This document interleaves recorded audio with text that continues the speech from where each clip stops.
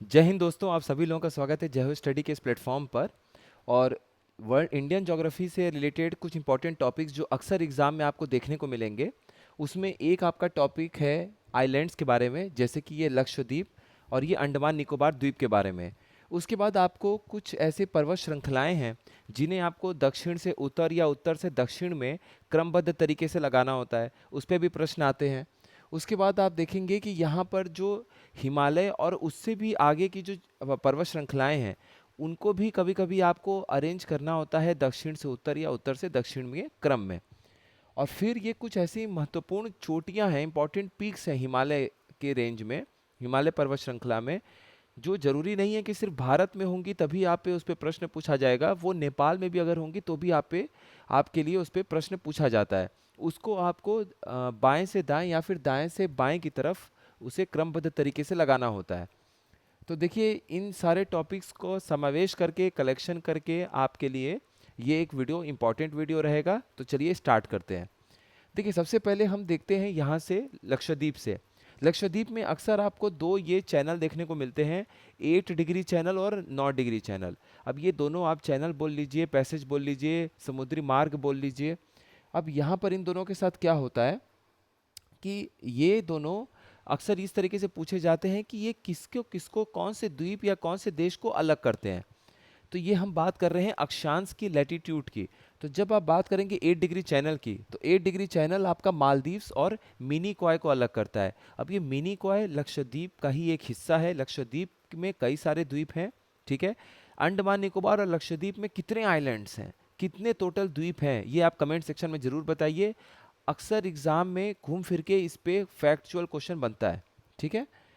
तो देखिए, mini coy जो कि आपका क्या है कि आप जब लक्षद्वीप को देखने की कोशिश करेंगे तो कई सारे द्वीप से एक अलग आपको छोटा द्वीप देखने को मिलेगा, उसका नाम है मिनी कॉय। मिनी कॉय को मालदीव से अलग करने वाला 8 डिग्री चैनल, और मिनी कॉय को मिनी कॉय जो कि खुद लक्षद्वीप का हिस्सा है, तो बाकी लक्षद्वीप के द्वीपों से मिनी कॉय को अलग करने वाला एक और चैनल है, उसका नाम है 9 डिग्री चैनल, ठीक है। अब इनका जो लक्षद्वीप है, इनका कैपिटल, इनकी राजधानी क्या है, तो इनकी राजधानी है आपकी कावारती। अब आप आ जाइए अंडमान निकोबार की तरफ। अंडमान निकोबार में अगर आप देखेंगे तो इसमें वैसे काफ़ी कुछ है जानने के लिए, लेकिन जो इंपॉर्टेंट फैक्ट है वो हमें समझने की ज़रूरत है। यहाँ पर देखिए, सबसे नीचे आप पकड़िए, ये है आपका ग्रेट निकोबार द्वीप। ग्रेट निकोबार द्वीप में आपको भारत का सबसे दक्षिणी बिंदु, सबसे दक्षिणी हिस्सा देखने को मिलता है। उसका नाम क्या है, उसका नाम है यहाँ पर इंदिरा पॉइंट। ये सबसे दक्षिणी बिंदु है, ठीक है। ये मत कर लीजिएगा कि कन्याकुमारी अपने देश का सबसे दक्षिणी बिंदु है। सबसे दक्षिणी स्थल जो है वो है आपका इंदिरा पॉइंट। उस ये आपका कौन से द्वीप पे पड़ता है, ये आपका निकोबार द्वीप समूह में, ग्रेट निकोबार द्वीप में पड़ता है। उसके बाद आप देखिए, ये है कार निकोबार। अब कार निकोबार को अंडमान से, यानी कि अंडमान को निकोबार से अलग करने वाला जो एक चैनल है, जैसे हमने यहाँ पे 8 डिग्री और 9 डिग्री पढ़ा, ये है आपका 10 डिग्री चैनल, यानी कि 10 डिग्री ये आपका अक्षांश। ये आपका अलग करता है कार निकोबार को लिटिल अंडमान से। अगर बहुत स्पेसिफिक क्वेश्चन पूछेगा तो कार निकोबार को अलग करता है लिटिल अंडमान से। जनरल क्वेश्चन पूछेगा कि 10 डिग्री चैनल किसको अलग करता है, तो अंडमान को अलग करता है निकोबार से, ठीक है। अब जो ये लिटिल अंडमान है, लिटिल अंडमान और ये साउथ अंडमान यानी दक्षिणी अंडमान और लिटिल अंडमान के बीच में भी आपको देखने को मिलेगा पैसेज। इसका नाम क्या है, डंकन पैसेज, ठीक है। ये अब यहाँ देखिए, साउथ अंडमान दक्षिणी अंडमान में, तो साउथ अंडमान में इस अंडमान निकोबार का क्या है, राजधानी है, कैपिटल है, जिसका नाम है पोर्ट ब्लेयर। तो पोर्ट ब्लेयर कौन से द्वीप पे पाया जाता है, साउथ अंडमान में। और यहाँ पर एक और महत्वपूर्ण आपका यहाँ पर द्वीप है जिसका नाम है नॉर्थ अंडमान, उत्तरी अंडमान। नॉर्थ अंडमान में ही आपको इस पूरे अंडमान निकोबार की सबसे ऊंची चोटी देखने को मिलती है, जिसका नाम है सैडल पीक, ठीक है। अब हम आते हैं अपने मुख्य भारत के हिस्से पर, मेनलैंड इंडिया पे। देखिए, यहाँ पर आपको हमें ये समझना है कि तापी नदी के नीचे और ये दक्षिणी भारत के सबसे नीचे पहाड़ी श्रृंखलाओं को हमें क्रमबद्ध तरीके से व्यवस्थित करना है। तो सबसे नीचे जो आपको देखने को मिलेगा वो है आपका कार्डमम हिल्स, ठीक है, इलायची की पहाड़ियाँ जिसे हम कहते हैं। उसके ऊपर जब आप पढ़ेंगे तो आपको पश्चिमी घाट का एक हिस्सा देखने को मिलेगा, अन्नामलाई की पहाड़ियाँ। अन्नामलाई की पहाड़ियों का में ही आपका एक चोटी है जिसका नाम है अनाईमुड़ी पीक। ये जो अनाईमुड़ी चोटी है, ये दक्षिण भारत की सबसे ऊंची चोटी है। उसके बाद आपका पड़ता है नीलगिरी, ऊपर की तरफ आप बढ़ रहे हैं। नीलगिरी का सबसे ऊंचा चोटी कौन सा है? डोडा बेटा।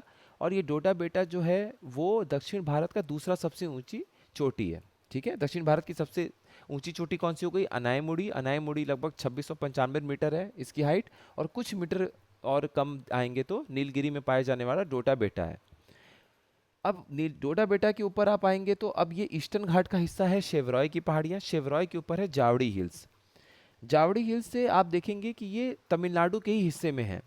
जब आप आंध्र प्रदेश से तमिलनाडु में जाने लगेंगे तो तमिलनाडु के सबसे उत्तरी हिस्से में ही आपको जावड़ी हिल्स देखने को मिलेगा। उसके बाद शेवरॉय, शेवरॉय के बाद पश्चिमी घाट में अगर आप आएंगे तब आपको देखने को मिलेगा नीलगिरी। नीलगिरी के नीचे आपको देखने को मिलेगा अन्नामलाई की पहाड़ी, और अन्नामलाई के नीचे फिर कार्डमम हिल्स, जिसको आप इलायची की पहाड़ी बोलते हैं। ठीक एकदम तमिलनाडु से ऊपर आंध्र प्रदेश के बॉर्डर पे आप देखेंगे तो आपको चित्तूर जिले में एक बहुत ही पवित्र नगरी देखने को मिलती है, जिसका नाम है तिरुपति। ठीक है, तो तिरुपति जो है वो आपको पालकोंडा की जो पहाड़ी है उसके बिल्कुल दक्षिणी बिंदु के पास में आपको देखने को मिलेगा। दक्षिण पूरब बिंदु पे मौजूद है तिरुपति। तिरुपति आप देखेंगे कि वहाँ पर भी पालकोंडा पहाड़ी की श्रृंखला में कुछ पहाड़ियाँ हैं जिनको हम कहते हैं शेषाचलम की पहाड़ी। उसी शेषाचलम की पहाड़ी के हिस्से में आपका तिरुपति बसा हुआ है। उसके बाद हम पालकोंडा की पहाड़ी से ऊपर बढ़ते हैं तो हमें नल्ला मल्ला की पहाड़ियाँ देखने को मिलती हैं, नल्ला मल्ला हिल्स। अब हम इसके बाद आते हैं महाराष्ट्र में। महाराष्ट्र में देखिए ये चार पहाड़ियाँ हैं, इनको हमें दक्षिण से उत्तर की तरफ देखना है। सबसे दक्षिण में है हरिश्चंद्र, हरिश्चंद्र के ऊपर है बालाघाट, बालाघाट के ऊपर है सतमाला की पहाड़ी, और उसके बाद है अजंता की पहाड़ी। अब इसमें भी आपका क्या प्रश्न बनता है कि कौन सी ऐसी पहाड़ी है जो सिर्फ एक राज्य में सीमित नहीं है, यानी कि वो ऐसी पहाड़ी है जो आपका एक से अधिक राज्य में फैली हुई है। तो ऐसी कौन सी पहाड़ी है? वो है आपकी सतमाला हिल्स। कैसे? सतमाला हिल्स का आप देखेंगे ओरिएंटेशन, यानी कि इसका जो आप देखेंगे कि ये पर्वत श्रृंखला कैसे कैसे किस दिशा में आगे बढ़ती है, तो ये आपका इस तरीके से बढ़ती है, मतलब उत्तर पूरब से लेके दक्षिण पूरब की तरफ। ठीक है, तो उत्तर पश्चिम से लेके दक्षिण पूरब की तरफ। तो यहाँ पर ये गुजरात से होते हुए महाराष्ट्र में आती है सतमाला की पहाड़ी। तो सतमाला की पहाड़ी सिर्फ महाराष्ट्र तक सीमित नहीं है, इसीलिए इस क्वेश्चन का आंसर आपका हो जाएगा सतमाला। अगर इन सिर्फ चार पहाड़ियों को ही आपको अरेंज करने को देते क्रमबद्ध तरीके से कि दक्षिण से उत्तर की तरफ आपको इसे अरेंज करना है, तो सबसे पहले हो जाएगा हरिश्चंद्र, हरिश्चंद्र के ऊपर बालाघाट, बालाघाट के ऊपर सतमाला, और सतमाला के ऊपर हो जाएगा अजंता की पहाड़ी। अजंता की पहाड़ी के ऊपर आपको ये तापी नदी देखने को मिल रही है, और तापी नदी के ही तट पर एकदम बिल्कुल समुद्र के पास में एक बहुत ही इंपॉर्टेंट शहर है जिसका नाम है सूरत। ठीक है, अब हम बढ़ते हैं सीधे जम्मू कश्मीर वाले हिस्से में।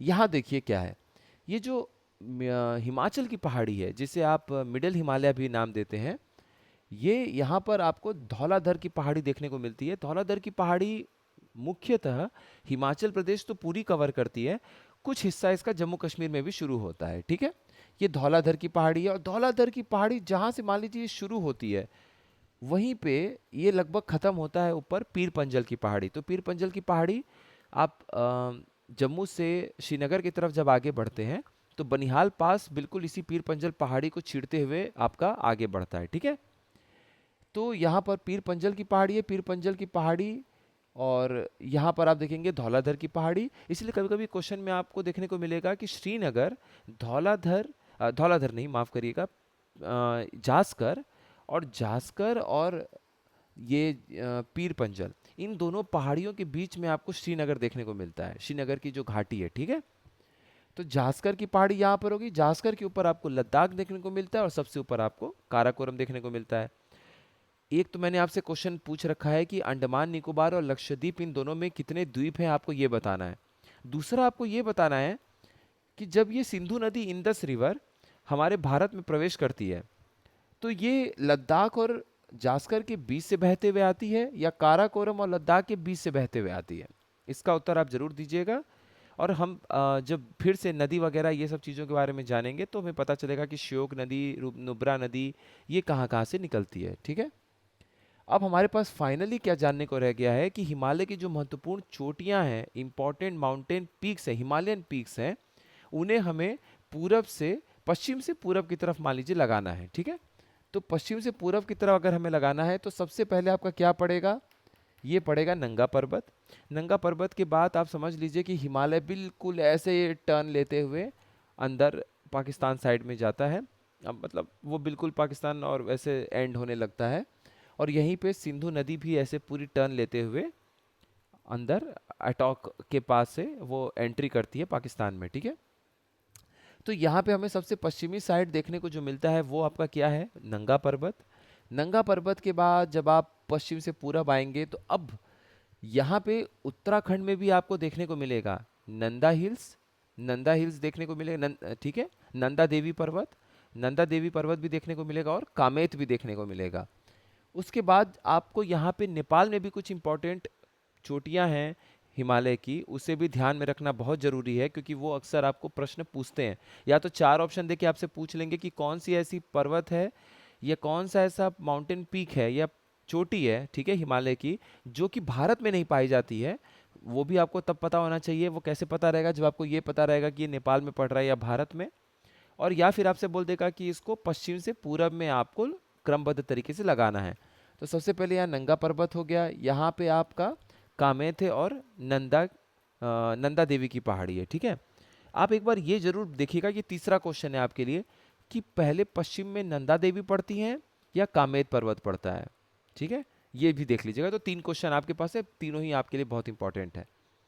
अब आप नेपाल में जब आप एंट्री करते हैं, नेपाल में जब आप आगे आते हैं, तो सबसे पहले आपको धौलागिरी की पर्वत देखने को मिलेगी, धौलागिरी माउंटेन पीक। धौलागिरी के बाद आपको अन्नपूर्णा देखने को मिलेगा। अन्नपूर्णा के बाद आपका माउंट एवरेस्ट है, जो 8,800 और 0.48 मीटर, जो उस तरीके से, ठीक है। और उसके बाद आपका मकालू है, मकालू पर्वत के बाद आपका कंचनजंगा है। तो ये पांचों पर्वतों को अच्छे से देखिएगा कि पश्चिम से पूरब कौन सा आता है, और फिर सबसे पूरब में आपका नामचा बरवा पड़ जाता है। तो ये चार इंपॉर्टेंट टॉपिक हैं। पहली बात, ये दोनों द्वीप, लक्षद्वीप और अंडमान निकोबार।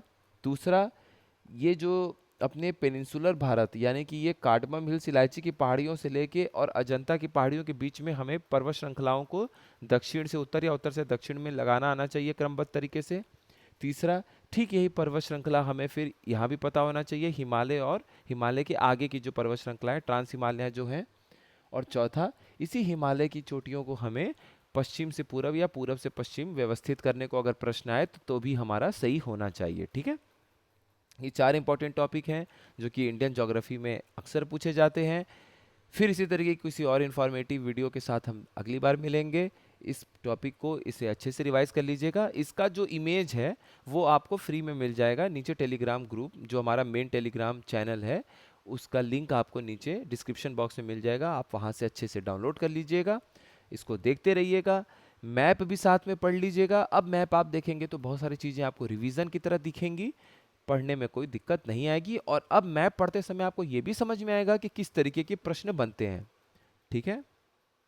अच्छे से पढ़ते रहिए, रिवाइज करते रहिए। तब तक आप सभी लोगों का बहुत बहुत धन्यवाद।